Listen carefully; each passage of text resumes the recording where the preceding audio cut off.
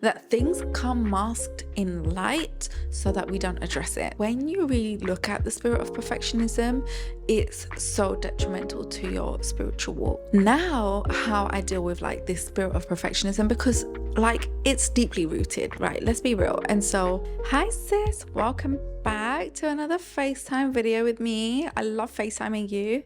Gosh, we've been talking quite a bit recently, haven't we? And I love it. I love it, love it, love it. So with that being said, let's talk about the second thing when it comes to this healing series. And we are talking about the spirit of perfectionism. I don't know if you've quite caught on to the drift yet, but the drift is this, that things come masked in light so that we don't address it. How about that? And listen, when it comes to demonic like attacks, by the way, I am wearing a top. When it comes to demonic attacks, the devil is not going to play the game of, hey, I'm so obvious. Like, look, come and pray against me. No, he's always going to come masked in light. He is the father of lies that comes masked in light. Things that we perceive as like light or okay are things that we shouldn't look past, you know. And so I really want to talk about something that I've had an insight into in terms of my own journey with healing. And I feel like so many of you sisters would understand this and perhaps relate, and it's the spirit of perfectionism. This thing right here is demonic. We need to leave that in 2023 and not carry that into 2024. The reason why I say this is because it comes masked in, look at me, I'm quality controlling everything. Look at me, my standards are so high. Look at me, like my value is so high. Look at me, I'm so great at this. When you really look at the spirit of perfectionism, it's so detrimental to your spiritual walk. And I tell you why, because that spirit of perfectionism is going to try and seep into every area of your life, and eventually it's going to steal your joy. Now, I'm saying this from experience because I am the kind of person, well, actually, let me take it back some years. So in my childhood, and this is what I'm saying in this healing series, we're not going over mediocre healing. We are deep diving into where we could have potentially gotten this like situation that we're healing from, and then dealing with that very thing,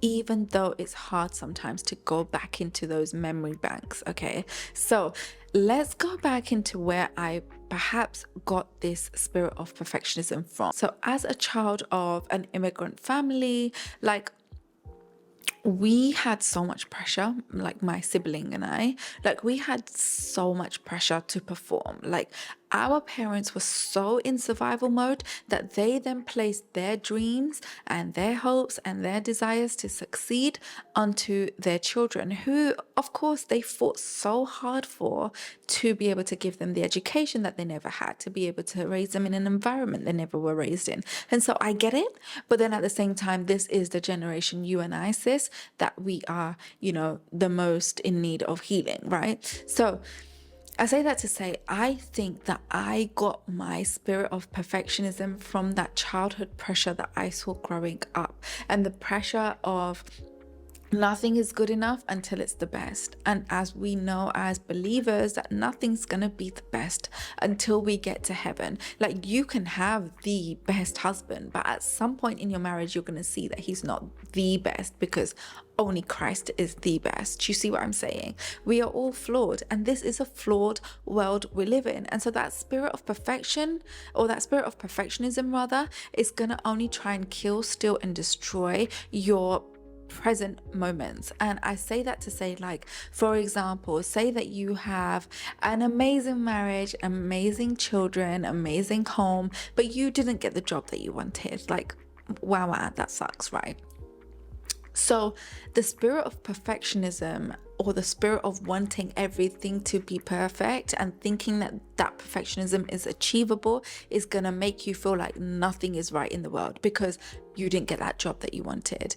And you might not feel like you'll be that person. You might not feel like that's going to be you. But if you're dealing with spirit of perfectionism, this might be the case in another area of your life where everything else is amazing, but this one thing wasn't amazing, and now wow, the whole world is coming and breaking into pieces. That was me. Like, anytime anything wouldn't go right, all of a sudden I couldn't be as joyful as I am. I couldn't read the word as I did.